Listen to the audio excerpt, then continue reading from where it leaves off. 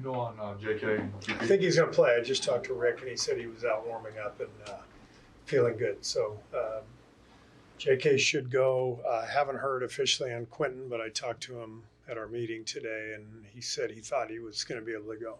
There was some question about, if Steph, Draymond, and Jimmy might play or not. So particularly Draymond, they are cleared to play.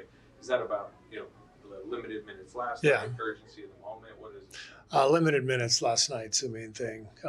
We've Rick and I and Mike have met with Draymond and Jimmy and Steph a couple times already this year, and just kind of had the overall discussion of how to navigate the season. And part of that is they all need occasional nights off for sure.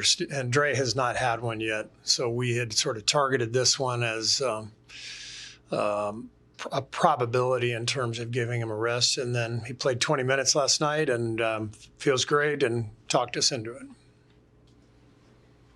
Just to follow up on that, how far ahead do you kind of map that out in terms of the rest days and stuff? I mean, we usually map it out a week and ahead, but there's variables like there was in this case, and but there's no doubt we can't just play these guys 82 games. It's too much, so we have to sort through it all and try to give them appropriate nights off. After last night's game, Draymond said that the difference between the way you guys finished last year and the way you're playing now is that not everyone's committed to doing everything to win. How do you process a comment like that? Well, it's number one, it's Draymond. So I respect the fact that Draymond always speaks his mind, and he's been in this league for a long time, and he understands there's a very, very fine line between winning and losing in this league. So I agreed with him in that we aren't right emotionally, spiritually. But I think what I would clarify is that there's not an individual player out there who is playing selfishly or who is purposely doing anything that would hurt the team from winning. It's that we're not in sync. And when you're not in sync, ball moves slightly slower, turn it over slightly more, a play here or there, and all of a sudden you're down and the energy wanes and it feels like, we're not committed to winning. And it's true, but it's not anybody's fault. There's an energy, a vibe that every team has to feel and has to have. And I've been really lucky here in my 11 years. We've usually had that vibe, but there are always moments in the season where that vibe slips away and you have to fight to get it back. That involves film work. It involves pointing out detail of how individual guys are playing. They may not know that their touch time is much, longer than normal, for example. We're holding onto the ball more. Some of that is on me to make sure the lineups are good so that we balance things out and get the right combinations that we know have worked in the past. So all of those things factor in, but in the end, when you lose in the NBA, the vibe's off. And that's all Draymond was referring to yesterday. Is it time for more drastic, rotational changes, given how out of sync you guys are? It is. You had Harrison Barnes as a rookie. Wondering, has he always had the maturity of like a 45-year-old man? Yeah, I actually had him, I think, his second year. Yeah, and we hit it off right away. We called him Barack. He felt very presidential from the moment I met him, and we've stayed in touch over the years. I'm a huge fan of his, just the way he carries himself, and just very dignified, and he's turned into a hell of a player. He's the way he's shot the ball the last few years has really changed. He was a decent shooter, early on in his career. He's now a hell of a shooter. The numbers show it, and I think he's just found his way to a really, really good career, and I'm always happy for him, except when he hits the game-winning shot at the buzzer against us like last year.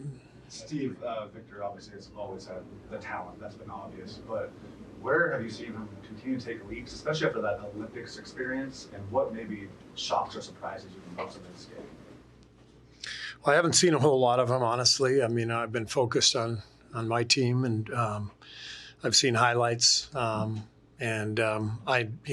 saw the numbers recently. His 3-point attempts were way down, and then I saw the other night he went 6 for 9.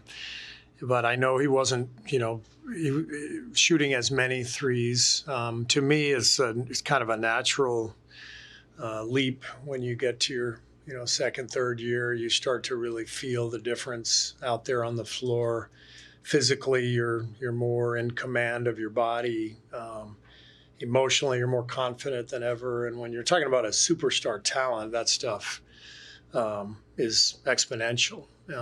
But it's true for every player. You get to your second or third year, you just feel way more comfortable. But when you have that kind of talent and you feel more comfortable, that's when the leap really happens.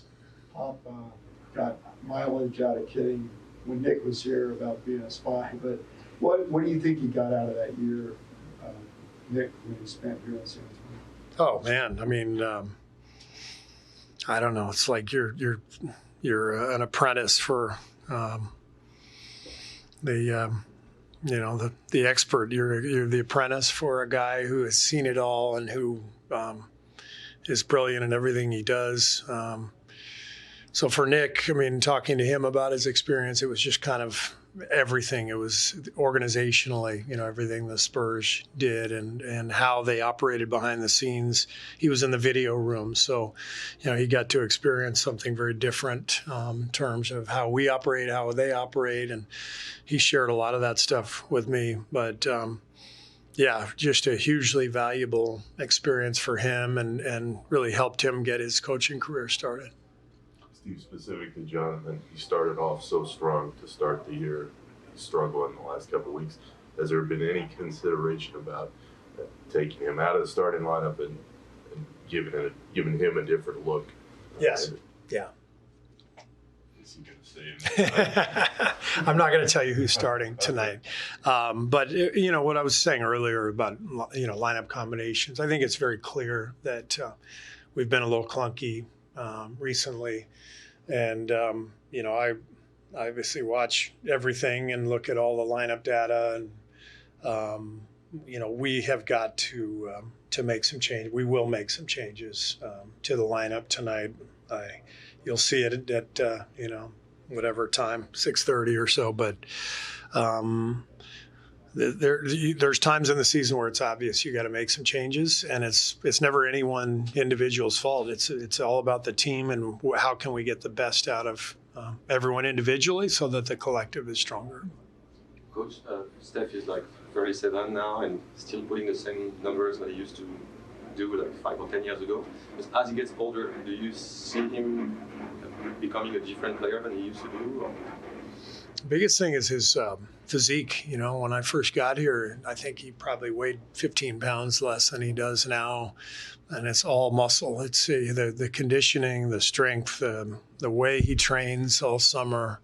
It's amazing watching him constantly looking for ways to get better and ways to elongate his run of excellence. And it's very inspiring watching him work, but also plan the work and be creative about his process.